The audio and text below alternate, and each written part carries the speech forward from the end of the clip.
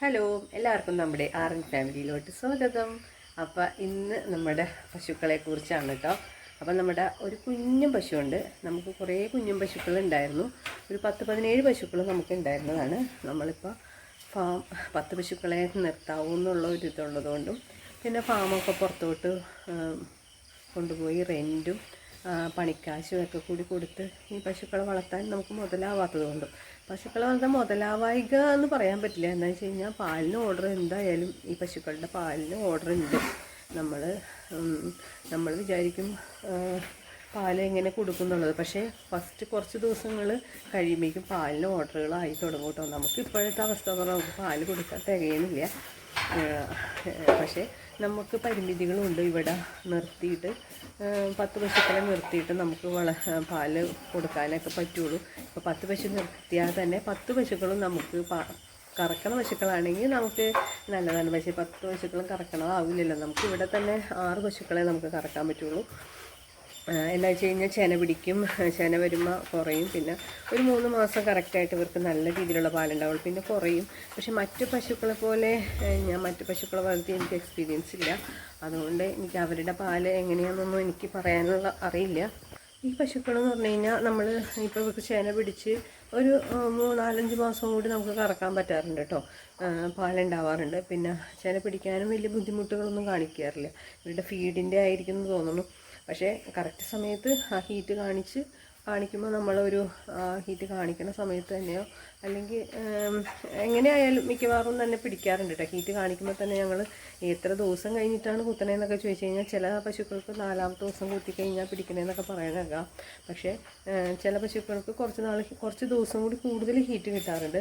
പക്ഷേ ഞങ്ങൾ ഹീറ്റ് കാണിക്കണ ദിവസം വൈകുന്നേരങ്ങളിൽ ആ സമയത്ത് പിറ്റേ ദിവസം രാവിലെയൊക്കെയാണ് കുത്താറ് കേട്ടോ. മിക്കവാറും പശുക്കൾക്ക് തന്നെ എല്ലാവർക്കും തന്നെ ചെന പിടിക്കാറുണ്ട്. പിന്നെ വേഗം ചെന പിടിക്കാനായിട്ടുള്ള ഒരു ഇതെന്ന് പറഞ്ഞു കഴിഞ്ഞാൽ ഇവർക്ക് വേഗം ഈ പ്രസവം കഴിഞ്ഞ് ഒരു 2 മാസത്തിനുള്ളിൽ തന്നെ കുത്തുവാണെങ്കിൽ വേഗം ചെന പിടിക്കും കേട്ടോ. പിന്നെ ലേറ്റ് ആകും തോറും നമുക്ക് ചെന പിടിക്കാനായിട്ട് താമസം വരാറുണ്ട്. പിന്നത്തെ ഈ പശുക്കളെ കുറിച്ച് പറയുകയാണെങ്കിൽ ഇവർക്ക് കറവ കുറച്ച് ബുദ്ധിമുട്ടാണ്. ഇവരുടെ കാല് കെട്ടിയിട്ട് തന്നെ കറക്കണം. ഭയങ്കര സെൻസിറ്റീവായിട്ടുള്ള പശുക്കളാണ്. ഇപ്പോൾ പുറത്തുനിന്ന് ഒരാളെ കണ്ടു കഴിഞ്ഞാൽ തന്നെ അങ്ങോട്ടും ഇങ്ങോട്ടും കിടന്ന് ഓട്ടവും നമുക്ക് ഭയങ്കര ബുദ്ധിമുട്ടാണ് ഈ പശുക്കളെ കറക്കാനായിട്ട്. അപ്പോൾ ശരിക്കും പറഞ്ഞാൽ പുറത്തുനിന്ന് ഒരാൾ വരുന്നത് നമുക്ക് ഒഴിവാക്കിയിട്ട് തന്നെ നിർത്തേണ്ടി വരും കറക്കാനായിട്ട്. കാലൊക്കെ കെട്ടിയിട്ട് തന്നെ കറക്കണം. അടി എന്ന് പറയണം സെക്കൻഡിനുള്ളിൽ സെക്കൻഡ് വെച്ചിട്ടാണ് ഇവിടെ കാല് വീശണം കണ്ടാൽ നമുക്ക് പേടിയാവും. അതേമാതിരിയാണ് ഇവിടെ കാല് കൊണ്ടുള്ള അടി. പിന്നെ ഈ പശുക്കൾ എന്ന് പറയുന്നത് എനിക്കുള്ള ഒരു എക്സ്പീരിയൻസ് എന്ന് പറയുന്നത് ഞങ്ങൾ മക്കൾക്ക് വേണ്ടിയിട്ട് വളർത്തി തുടങ്ങിയതാണ്. 2 കുള്ളം പശുക്കളെ വാങ്ങിച്ചിട്ട് നമ്മൾ ആദ്യം ഒരു ചെറിയ പശുവിനെ വാങ്ങിച്ചു. അതിനകത്ത് അന്നുള്ള പാല് നമ്മുടെ മക്കൾക്ക് വേണ്ടിയിട്ട് നമ്മൾ കറന്നു തുടങ്ങിയതാണ്.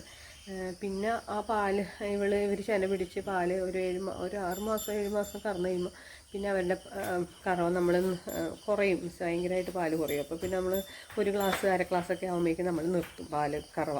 അപ്പോൾ പിന്നെ നമുക്ക് പാല് കിട്ടാതെ വന്നു. പിന്നെ പുറത്തുനിന്നുള്ള പശുക്കളെ നമുക്ക് പുറത്തുള്ള പശുക്കളുടെ പാല് കുട്ടികൾക്ക് ഇഷ്ടമല്ലാതെ എന്ന് വെച്ചാൽ വേറൊരു സ്വാദ് തന്നെ ഉണ്ട് കേട്ടോ. ഈ പാല് കുടിക്കണവർക്കറിയാം ഈ പാലിൻ്റെ ടേസ്റ്റും മറ്റേ പാലിൻ്റെ ടേസ്റ്റും.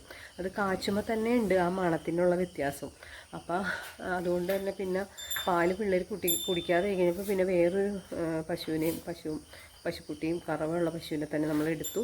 അങ്ങനെ അപ്പോൾ ഇവർ ചെന പിടിച്ചു. അങ്ങനെ ഒരു ബാലൻസ് ചെയ്ത് ഞങ്ങളിപ്പോൾ പോകാൻ തുടങ്ങിയിട്ട് ശരിക്കും പറഞ്ഞു കഴിഞ്ഞാൽ വെള്ളപ്പൊക്കത്തിന് ശേഷമാണ് കൂടുതലും നമ്മൾ ആ വെള്ളപ്പൊക്കം കഴിഞ്ഞിട്ടുള്ള ആ ഒരു ഇതാണ് കേട്ടോ നമ്മൾ പശുക്കളെ വളർത്തി തുടങ്ങിയത്. ആ സമയം മുതലാണ് കൂടുതലും ആ സമയം മുതലാണ് നമ്മൾ പശുവിനെ വളർത്തിയത്. അപ്പോൾ പിന്നെ അപ്പോൾ വേറെ പശുവും വന്നു കഴിഞ്ഞപ്പോൾ പിന്നെ ഞങ്ങൾ ആ പശുവിനെ കറന്നു തുടങ്ങി. പിന്നെ ആ സമയത്താണ് രജിഷേട്ടന് ട്രാൻസ്ഫർ കിട്ടിയത് പത്തനംതിട്ടയ്ക്ക്. അപ്പോൾ പിന്നെ പശുവിനെ കറക്കണ ആൾ രജിഷേട്ടനായിരുന്നു. പക്ഷേ പിന്നെ നമ്മളൊരു ചേട്ടനെ ഏൽപ്പിച്ചെങ്കിലും ആ ചേട്ടൻ കറക്റ്റായിട്ട് വന്ന് ചെയ്യാനൊന്നും പറ്റുണ്ടായില്ല. ഈ ഒരു പശുവിനെ കറക്കാൻ വേണ്ടി മാത്രം ആവാതെയായി. അപ്പോൾ പിന്നെ ഞാൻ പതുക്കെ രജിഷേട്ടൻ ചെയ്യണ പോലെ ഞാൻ ഒന്ന് പരിശ്രമിച്ച് തുടങ്ങി. അങ്ങനെ കാലൊക്കെ കെട്ടി 8 കെട്ടാണ് കേട്ടോ. 8 കെട്ടി. ആ 8 കെട്ടണം ഞാൻ ഇനി ആ ഒരു വീഡിയോയിൽ ഞാൻ ചെയ്യുന്നുണ്ട്. അങ്ങനെ 8 കെട്ടിയിട്ട് നമ്മൾ കറന്നു തുടങ്ങി. അന്നേരത്ത് ആ പശു ഭയങ്കര ഭയങ്കര പ്രശ്നക്കാരിയുള്ള പശുവായിരുന്നു കേട്ടോ.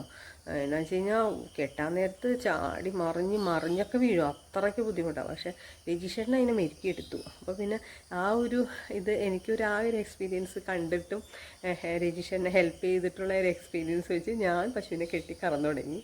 അങ്ങനെ നമ്മുടെ ആ സാഹചര്യത്തിലാണ് ഞാൻ ആ കറവയിലോട്ട് എത്തിയിട്ടോ. അപ്പോൾ നമ്മൾ പശുവിനെ കറക്കാതിരിക്കാൻ പറ്റില്ല, അവരുടെ അകിട് വങ്ങി നിൽക്കണ കാണുമ്പോൾ നമ്മൾ അവരുടെ ബുദ്ധിമുട്ട് ഓർക്കുമ്പോൾ ഞാൻ പിന്നെ കറന്നു തുടങ്ങി.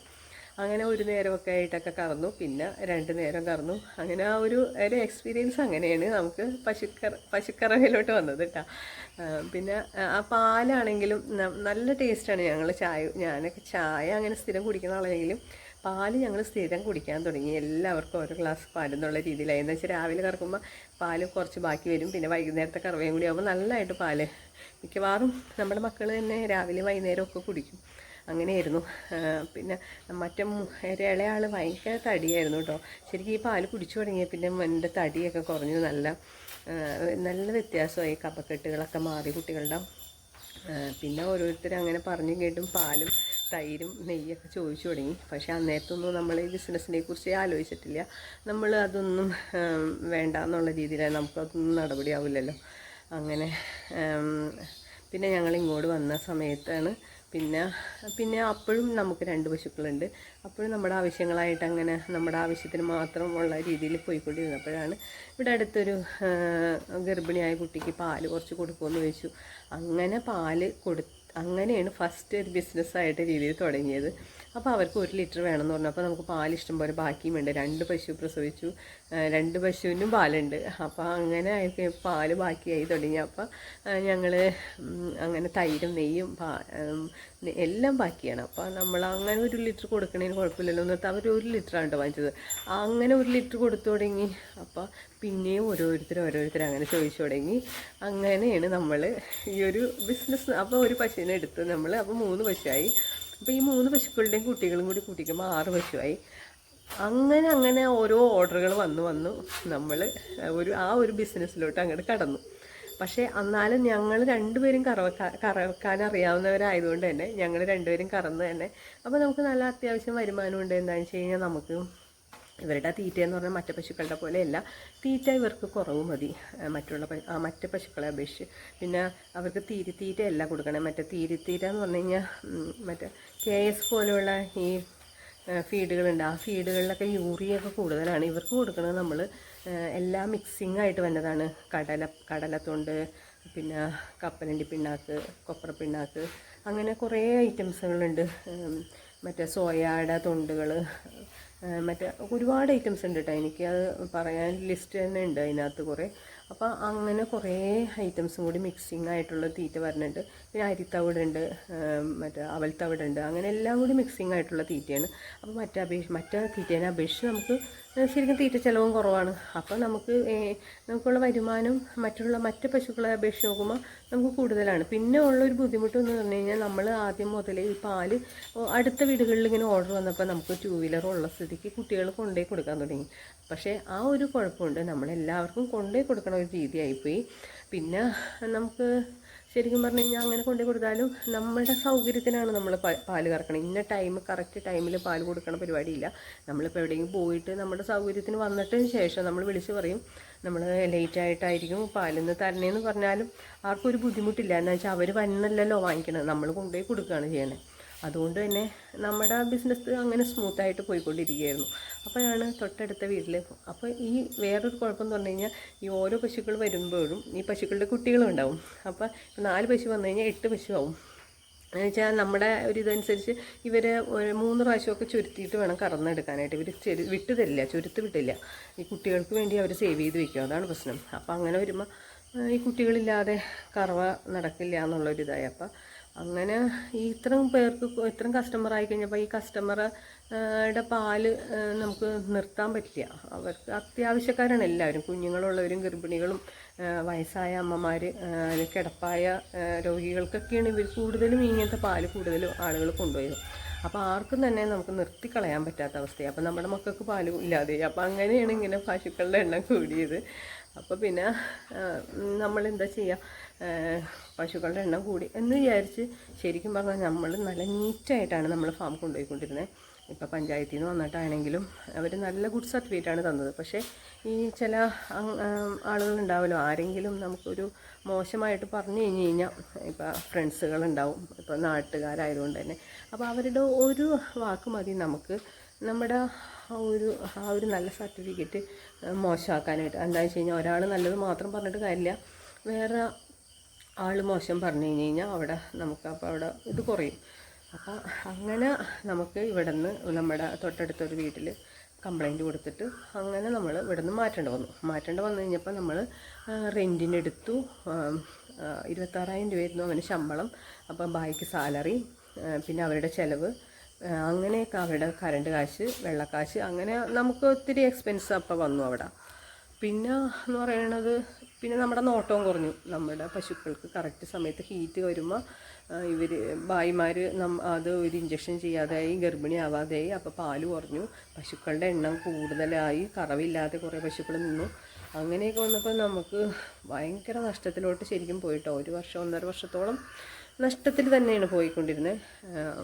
പിന്നെ അപ്പോൾ ഞാൻ പോയി നോക്കലില്ല. എന്ന് വെച്ചാൽ കുറച്ച് ദൂരെയൊക്കെ ആകുമ്പോൾ എനിക്ക് വീട്ടിലെ കാര്യങ്ങൾ അത്യാവശ്യമുണ്ട്, പണികൾ. അപ്പോൾ ഇവിടെ പാല് ബായി കൊണ്ടുവന്ന് തരും. അപ്പോൾ അത് നമ്മൾ എടുത്ത് കൊടുത്തു വിടും, അത്രേ ഉള്ളൂ, അങ്ങനത്തെ പണികൾ. പക്ഷേ ഇവിടെ അപ്പോഴും നമ്മുടെ വീട്ടിൽ 2 പശുക്കൾ എപ്പോഴും ഉണ്ടായിരുന്നു കേട്ടോ. എന്ന് വെച്ച് കഴിഞ്ഞാൽ നമ്മുടെ മക്കൾക്കുള്ള പാല് നമ്മൾ തന്നെ കറന്നെടുക്കുമായിരുന്നു. അപ്പോൾ അതിന് വേണ്ടിയിട്ട് ഇവിടെ അപ്പോഴും 2 പശുക്കളുണ്ട്. അപ്പോഴും നമുക്ക് പണിയുണ്ട്. ബായിനെ നിർത്തി സാലറി കൊടുക്കുമ്പോഴും നമുക്ക് ഇവിടെ പണിയുണ്ടായിരുന്നു. പക്ഷെ നമുക്ക് ഇഷ്ടമുള്ള ഒരു ജോലി ആയതുകൊണ്ട് തന്നെ നമുക്കങ്ങനെ ഒരു വിഷമങ്ങളും ഇല്ല. ഇപ്പോൾ എനിക്ക് എന്തെങ്കിലും ഒരു വയ്യായ്ക ഉണ്ടെങ്കിൽ അവിടെ സഹായിക്കാൻ രജിഷേട്ടനുണ്ടാവും. പിന്നെ കുട്ടികളാണെങ്കിലും ഒക്കെ പശുക്കളെ പുറത്തോട്ട് കെട്ടാനും. അപ്പോൾ അതുകൊണ്ട് തന്നെ നമുക്ക് എപ്പോഴും പശുക്കൾ നമ്മുടെ വീട്ടിലുണ്ടായിരുന്നു, ഫാം പുറത്തോട്ട് പോയപ്പോഴും. അങ്ങനെ ആണ് നമ്മുടെ ഒരു ഫാം എക്സ്പീരിയൻസ്. ഇപ്പോൾ ഒത്തിരിയായി പറയണത്, അങ്ങോട്ട് കൂടുതൽ ഒത്തിരി ഉണ്ട് പറയാനായിട്ട്. ഇത് പറഞ്ഞു തുടങ്ങി കഴിഞ്ഞാൽ നമ്മളിങ്ങനെ പോവും പറഞ്ഞ്. അപ്പോൾ നമ്മുടെ ഫസ്റ്റ് പശുവാണ് കേട്ടോ ഇപ്പോൾ നമ്മുടെ അവിടെ കുഞ്ഞു പശു. ഫസ്റ്റ് പശു എന്ന് പറയാൻ പറ്റില്ല, ഇവളുടെ അമ്മ ഒരു കറമ്പി പശുവായിരുന്നു. അപ്പോൾ ഭയങ്കര പ്രശ്നക്കാരിയായിരുന്നു. അടി എന്ന് പറഞ്ഞപ്പോൾ നിസ്സാര അടിയല്ലായിരുന്നു കേട്ടോ. അവളുടെ കുട്ടിയാണിത്. പിന്നെ ഞങ്ങളുടെ കുട്ടികളുടെ കൂടെ ഓടിക്കളിച്ച് വളർന്നു വന്ന് ഇവിടെ ഗർഭിണിയായി, അങ്ങനെ പ്രസവിച്ച് ഇപ്പോൾ 3ാമത്തെ പ്രസവത്തിലോട്ട് കടന്നേക്കാണ് അവൾ. ഇപ്പം അവളുടെ അവസ്ഥയും കാണിച്ചു തരാം. കുഞ്ഞത്തി പശു ഇപ്പം ശരിക്കും 9ാം മാസത്തിലോട്ട് കടന്നിട്ടുണ്ട് അവൾ. ഇവള് കാള ചവിട്ടിയിട്ട് റെഡി ആയേക്കുന്നതാണ് കേട്ടോ. അവൾ ഗർഭിണി ആയേക്കണ കാള ചവിട്ടിയിട്ടാണ്. അപ്പോൾ വലിയൊരു കാളയാണ്. ഇപ്പോൾ എങ്ങനെയാവും അറിയില്ല. കഴിഞ്ഞ പ്രാവശ്യവും ഇവളുടെ പ്രസവത്തിൽ കുട്ടി കാല് ശരിക്കും പറഞ്ഞാൽ തലയാണ് ആദ്യം വരേണ്ടത്. അതിന് വന്നത് കാലായിരുന്നു കേട്ടോ ആദ്യം വന്നത്. അപ്പോഴും രജിഷേട്ടൻ എന്തൊക്കെയോ ഒരു അറിവുള്ള ആളായതുകൊണ്ട് തന്നെ പശുവിൻ്റെ ഇങ്ങനെ തിരിച്ചെടുത്തു, കൈയൊക്കെ വലിച്ചെടുത്ത് പുറത്തോട്ട് ഭയങ്കരമായിട്ട് ബലം പിടിച്ചാണ് അന്നും ഇതുപോലെ കുട്ടീനെ എടുത്തത്. ഇനിയിപ്പോൾ ഇത് എങ്ങനെയാവുമെന്നറിയില്ല. കുട്ടി വലുതാവോ, ഇപ്പം വലുതായിട്ടാണോ ഇങ്ങനെ പുറത്തോട്ട് സ്മൂത്തായിട്ട് വരാത്തതെന്ന് അറിയില്ല. ആദ്യത്തെ പ്രസവം കറക്റ്റായിട്ട് അവളുടെ ഞങ്ങളറിയാതെ തന്നെ നമ്മുടെ വീട്ടിൽ പ്രസവിച്ച് നിൽക്കുകയായിരുന്നു കേട്ടോ. ഒന്നും അറിഞ്ഞില്ല. പക്ഷേ 2ാമത്തെ പ്രസവത്തിൽ ഭയങ്കര ബുദ്ധിമുട്ടായിരുന്നു. ഇനി ഈ പ്രാവശ്യം എങ്ങനെയെന്ന് അറിയില്ല അല്ലേ സുബു എന്താണ് ശുഭു പറയണേ? ഇവള് ശരിക്കും ഗർഭിണിയായി കഴിഞ്ഞ് കഴിഞ്ഞാൽ ഇങ്ങനെ ഭയങ്കരമായിട്ട് ഇങ്ങനെ കറുത്ത് വരും കേട്ടോ. മുഖമൊക്കെ ഇങ്ങനെ കറുത്ത്, ഇവിടെ ഈ ബോഡിയൊക്കെ ഇങ്ങനെ ഈ ചില ഭാഗങ്ങളൊക്കെ ഉണ്ടാകും, നന്നായിട്ട് കറുത്ത് ഇങ്ങനെ വരുവേ. പിന്നെ അകിട് നന്നായിട്ട് വീർത്ത് തുടങ്ങിയിട്ടുണ്ട്. അത്യാവശ്യം നല്ലതായിട്ട് ചീർപ്പായി. എന്താണ് പൊന്നാ, എന്താണ് അടുത്ത് നിന്നപ്പോൾ അവൾ വരിക കേട്ടോ അടുത്തോട്ട്. ക്യാമറ കാണിച്ചപ്പോൾ വേഗം മുഖം തിരിച്ചു കളഞ്ഞു. അപ്പോൾ ഇതേ അകിടൊക്കെ അത്യാവശ്യം വീർത്തിട്ടുണ്ട്. ഇനി ബാക്ക് വശം ഫുള്ള് ചുളിവ് മാറണം കേട്ടോ. അപ്പോൾ അകിടിൻ്റെ ബാക്ക് വശം അത്യാവശ്യം ചുളുങ്ങി കിടക്കുകയാണ്. അതും നന്നായിട്ട് വീർത്ത് വരും. അപ്പോഴാണ് പ്രസവത്തിൻ്റെ അടുത്ത സമയമായേക്കണത്. അപ്പോൾ ആ രാത്രിക്കോ അല്ലെങ്കിൽ പകലോ ആ സമയമൊക്കെ കൊണ്ട് ഒരു പ്രസവിക്കുവാണ് ചെയ്യണേ. അപ്പോൾ ഇവളും ഒരാഴ്ചക്കുള്ളിൽ മിക്കവാറും പ്രസവിക്കും. ഇതൊക്കെ ചുരുക്കൊക്കെ നിവർന്ന് നന്നായിട്ട് വന്നു കഴിയുമ്പോൾ പ്രസവത്തിൻ്റെ ടൈം ആയിട്ടുണ്ടാവും. അപ്പോൾ ഇതാണ് ഒരു പ്രസവിക്കാറായ പശുവിൻ്റെ ലക്ഷണങ്ങൾ. കുറച്ചും കൂടി ഒരു ഡീറ്റെയിൽ ആയിട്ട് നമുക്ക് ഇവളെ മാത്രമായിട്ട് നിർത്തിയിട്ട് നമുക്കൊരു വീഡിയോ കൂടി അടുത്ത് ചെയ്യാം. അപ്പോൾ ഇന്നത്തെ ഒരു വീഡിയോ ഇതൊക്കെയാണ് നമുക്ക് പറയാനുള്ളത്. അപ്പോൾ എൻ്റെ ഫാമിംഗ് എക്സ്പീരിയൻസ് എന്ന് പറയുന്നത് ഇതാണ് കേട്ടോ. ഇനി എന്തെങ്കിലുമൊക്കെ സംശയങ്ങളൊക്കെ ഉണ്ടെങ്കിൽ എന്നെ കോൺടാക്റ്റ് നമ്പർ അല്ല, മെസ്സേജായിട്ട് അയക്കൂ. എനിക്കറിയാവുന്ന കാര്യങ്ങൾ ഞാൻ പറഞ്ഞുതരാം. പിന്നെ എന്നെ സംബന്ധിച്ച് ഞാൻ മനസ്സിലാക്കിയെടുത്തോളം ഒരു ലേഡീസിനെ സംബന്ധിച്ച് ഇപ്പം എനിക്ക് എൻ്റെ മക്കൾ വലിയ ഫാമിലിയാണ്. അപ്പോൾ എനിക്ക് വീട്ടിൽ നിന്ന് പുറത്ത് ജോലിക്ക് പോയിട്ട് വന്നു കഴിയുമ്പോൾ നല്ലതായിട്ട് അത്യാവശ്യത്തിൽ കൂടുതൽ പണി നമുക്ക് വീട്ടിലുണ്ടാവും. പക്ഷേ നമ്മൾ വീട്ടിൽ നിന്നുള്ള കാര്യങ്ങളാവുമ്പോൾ നമുക്ക് നമ്മുടെ വീട്ടിലെ കാര്യങ്ങൾ നടക്കും, നമ്മുടെ ബിസിനസ്സും നടക്കും. അപ്പോൾ രാവിലെ ഒത്തിരി നേരം മുന്നേ ഒന്നും എഴുന്നേൽക്കാറില്ല. ഒരു 4:30, ആദ്യമൊക്കെ 4 മണിക്ക് എഴുന്നേറ്റിരുന്നു. പിന്നെ അത് പതുക്കെ 4:30 ആയി, 4:45 അപ്പോൾ അത്ര സമയം മതി. മറ്റു പശുക്കളുടെ പോലെ തൊഴുത്ത് അടിച്ച് കഴുകി 1 മണിക്കൂർ ഇവരെ കുളിപ്പിച്ച് അങ്ങനെ ഒന്നുമില്ല കേട്ടോ. ശരിക്കും ഞാനൊരു വീഡിയോയിൽ ചെയ്തിട്ടുണ്ട് നമ്മുടെ ഫാം എങ്ങനെയാണ് രാവിലെ എഴുന്നേറ്റ് വരുമ്പോൾ കിടക്കണേന്നുള്ളത്. മറ്റു പശുക്കളെ പോലെ ചാണകമൊക്കെ ഇട്ട് ആകെ അലമ്പാക്കി ഈ ഫാമിൽ കിടക്കില്ല.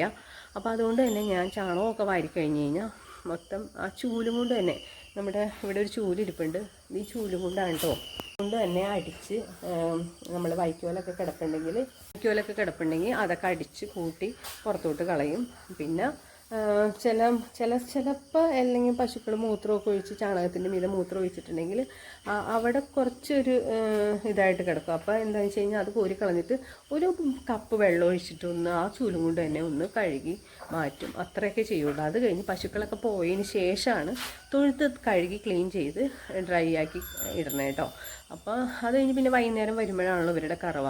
അതുകൊണ്ട് തന്നെ നല്ല നീറ്റ് ആൻഡ് ക്ലീനായിട്ടാണ് നമ്മുടെ ഫാം കിടക്കണേ.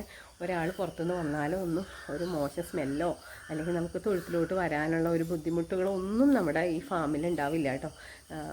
അങ്ങനെ നമുക്കും ഇഷ്ടമല്ല, അങ്ങനെ വൃത്തികേടായിട്ട് കിടക്കുന്ന സ്ഥലത്തോട്ട് പോകാനോ നോക്കാനോ ഇഷ്ടമില്ലാത്തവരാണ് ഞങ്ങൾ. അപ്പോൾ ഇതെന്ന് പറയുമ്പോൾ ഞങ്ങളുടെ അടുക്കളയുടെ തൊട്ടടുത്തായിട്ടാണ് വൃത്തിയായിട്ട് തന്നെ കിടക്കണ ഒരു ഫാമാണ്. അപ്പോൾ ആർക്ക് വേണമെങ്കിലും ഒക്കെ എന്തെങ്കിലുമൊക്കെ സംശയം ഉണ്ടെങ്കിൽ വിളിക്കൂ, മെസ്സേജ് വിടൂ. ഇന്നത്തെ വീഡിയോ ഇത്രേ ഉള്ളൂ. Okay bye. ഇനി അടുത്ത വീഡിയോസായിട്ട് കാണാം. Okay bye bye.